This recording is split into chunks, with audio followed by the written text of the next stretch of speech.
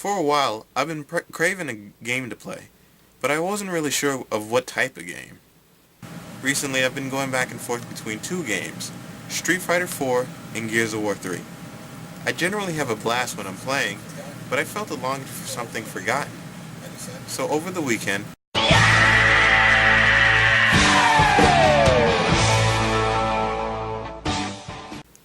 picked up Deus Ex Human Revolution, Infamous, and Dead Space 2.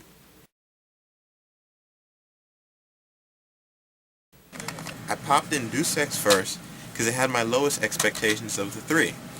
The gameplay mechanics were subpar. Deus Ex has a Gears of War-esque covering system that's clunky as hell. I found the stealth aspect interesting, but the story wasn't engaging enough to keep me vested. So I ended up, after only 10 minutes, botching the whole thing and going back to the dashboard. But while I was at the dashboard, I saw a Games for Gold advertisement in the bottom corner. A game that was somewhat familiar to me was being offered for free, so I downloaded it, popped it in, and within the first 10 minutes, realized that this was what I was craving.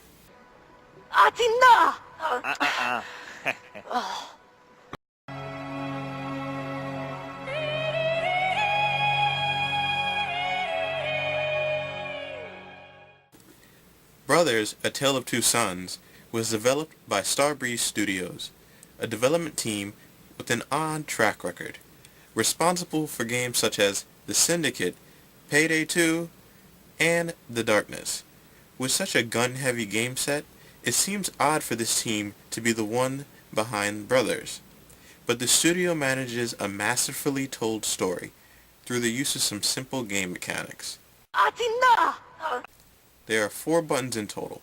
The left stick controls the eldest brother, and the left trigger has him interact with objects. The right stick controls the younger brother, while the right trigger has him interact with objects. At first, the controls take some getting used to. Managing the two separate entities takes a surprising amount of effort on the part of the brain, but eventually you'll be moving around the world seamlessly.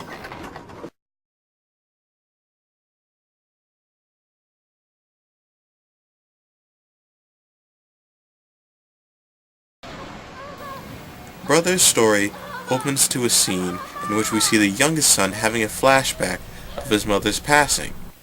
He is then called by the eldest brother, as the two work together to bring their father on a wheelbarrow to the local doctor. The doctor gives you a map of what one assumes to be a guide to an herb needed for his healing.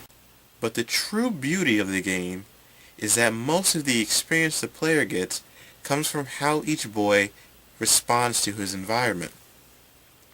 The younger is playful, adventurous, and curious. Shoot. While the eldest is helpful, responsible, and strong.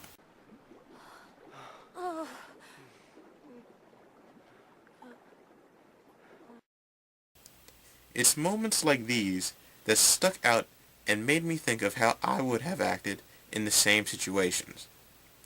And as the story continues, one begins to anticipate certain responses because of the growing bond not only between the player and the protagonist, but the brothers themselves. The journey takes you from the deepest caverns to the highest mountains, from trolls and giants to griffins and witches. I kept feeling a sense of true adventure and fervor while playing this game. A feeling I haven't felt in a long time. I never wanted to put the controller down because I always wanted to know what happens next.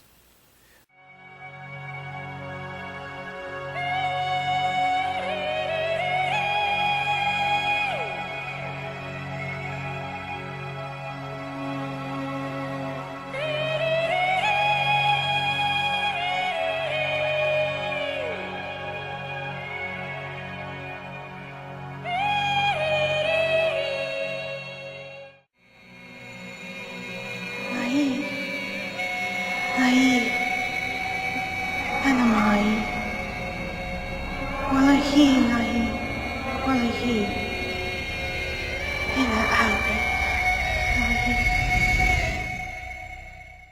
But despite the sense of wonderment and beauty the game provides, one can't help but feel a darkness looming over the entire journey.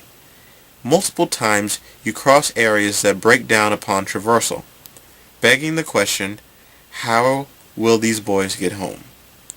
Yet despite the fact that I felt an ominous cloud in the air, I continued to charge forward.